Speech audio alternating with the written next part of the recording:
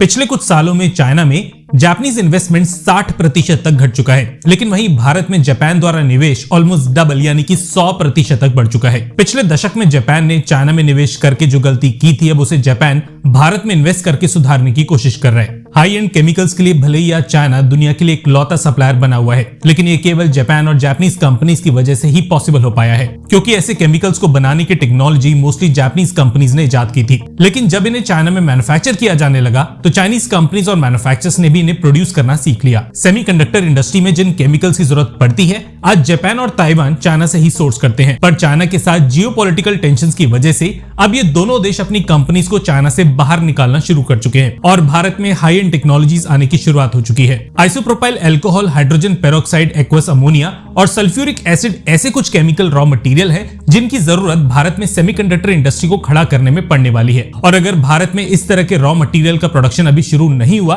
तो भारत के इस सेक्टर को बढ़ने से पहले चाइना कभी भी दबा सकता है। इस रिपोर्ट के मुताबिक जापानीज कंपनीज भारत में आने वाली अपॉर्चुनिटीज ऑलरेडी देख चुकी हैं और भारत में अपना मैन्युफैक्चरिंग बेस खड़ा करने के लिए चाइना के एसेट्स बंद कर रही हैं। 2024 से 25 के बीच जापान की 15 से 20 कंपनीज अपने चाइना के शेयर बेच चुकी हैं और इन कंपनीज में DIC, Sanyo chemical industries, Sumitomo chemical और मित्सुई जैसे जापान के टॉप केमिकल मैन्युफैक्चरर्स हैं। ये वही जापानीज कंपनीज हैं जिन्होंने 2019 से पहले चाइना में अपने बड़े एक्सपेंशन प्लान्स पब्लिक किए थे। लेकिन आज 2026 में या तो जापानीज कंपनीज अपनी फैक्ट्रीज बेच रही हैं या चाइना से पीछा छुड़ाने के लिए लोकल कंपनीज को इंटेलेक्चुअल प्रॉपर्टी राइट्स देके धीरे धीरे चाइना से निकल रही हैं। 2022 में जापानीज सरकार ने भारत में $33 बिलियन इन्वेस्ट करने का पैकेज 5 सालों के लिए अनाउंस किया था, लेकिन इस पूरे इन्वेस्टमेंट को केवल 3 सालों के अंदर ही भारत में निवेश कर दिया गया। जापान ने भारत के लिए अब एक और टारगेट सामने रखा है और इसके अंतर्गत आने वाले 10 सालों में जापान भारत में $66 बिलियन का निवेश करने वाला है। वैसे इस आर्टिकल के मुताबिक शुरुआत में $66 बिलियन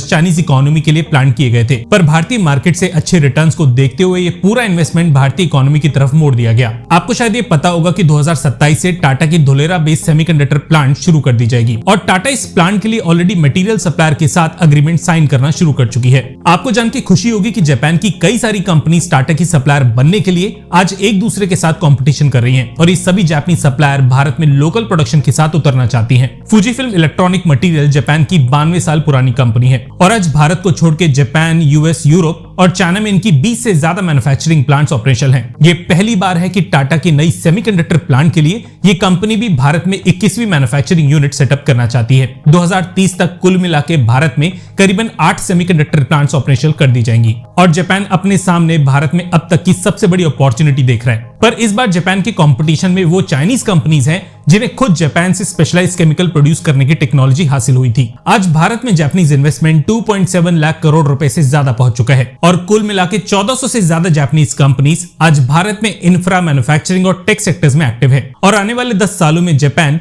नए सेक्टर्स जैसे कि सेमीकंडक्टर्स, आर्टिफिशियल इंटेलिजेंस, हाइड्रोजन और हेल्थ केयर में एक बड़ा निवेश करने वाला है। वैसे भारत की मैन्युफैक्चरिंग सेक्टर में बढ़ रही प्रेजेंस चाइना के लिए भी खतरे की घंटी है और आज चाइना भारत के अगेंस्ट WTO का दरवाजा खटखटाने के लिए मजबूर है। हम यहाँ तक सुन चुके हैं और कंटेंट पसंद आया है तो वीडियो को लाइक करके चैनल को सब्सक्राइब के बिना मत जाइएगा। धन्यवाद। जय हिंद।